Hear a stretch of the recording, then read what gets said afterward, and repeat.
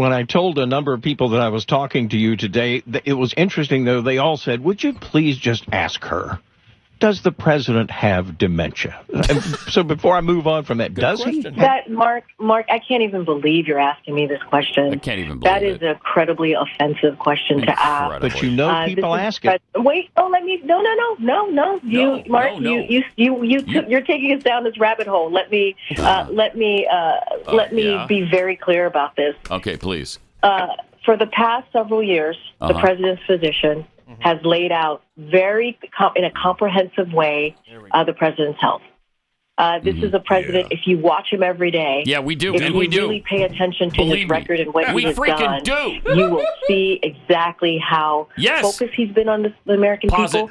That's why the question, Dipwad, because we watch him every day. That's why he asked you.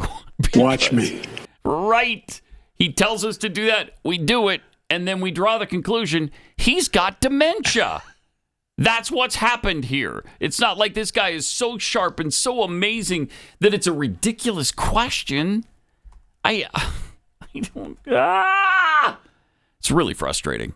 It is. And really again, this is why it surprises me she would go on this station. Because any legitimate talk station like WBT, you have the spokesperson, the White House spokesperson on. You have to. Right.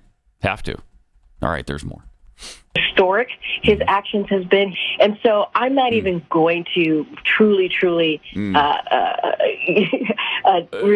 take the premise of your question. I think it is incredibly insulting, and so we can move on to the next question. Gas prices and grocery prices, then big topics here in North Carolina. How does Mr. Biden win votes when people don't have as much disposable income? Look, the president understands.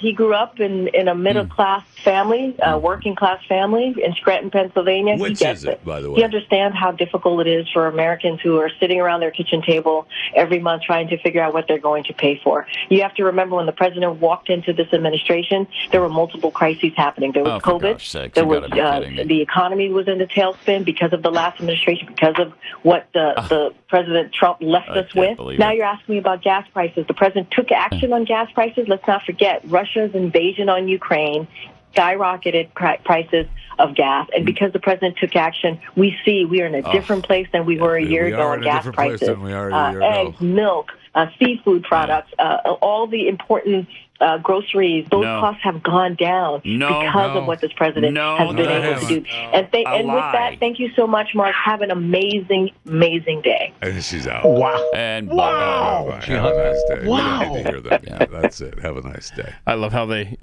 added that dial tone at the end because you don't get that effect anymore. No, you don't. Sad. Well, she was looking for a way out of that interview. I got somebody to go I would be fascinated to know how somebody got fired 60 seconds after that for booking it. Oh, man. Oof. That's hard to listen to because there's no accountability. Nope. They're not responsible for anything. All of that stuff got worse once Biden took over and his policies kicked in. Everything got worse. There's nothing better. And it has eased up slightly since then, but it's still far worse than what he took over. Far worse. We've given you the numbers. It's like, the grocery prices are up over 20% since he took office. Yeah, and when you say it's getting better, it's actually still getting worse. Yes, just at a slower rate. Right. I swear, this economy sucks. Man, it's so frustrating. And yet the polls are starting to show some movement for him. For some reason, I don't understand. I don't either. I really don't understand. Okay, and I'd be interested to know also. I know she was doing these interviews with the great big book of everything in front of her because there's no way she speaks without that thing.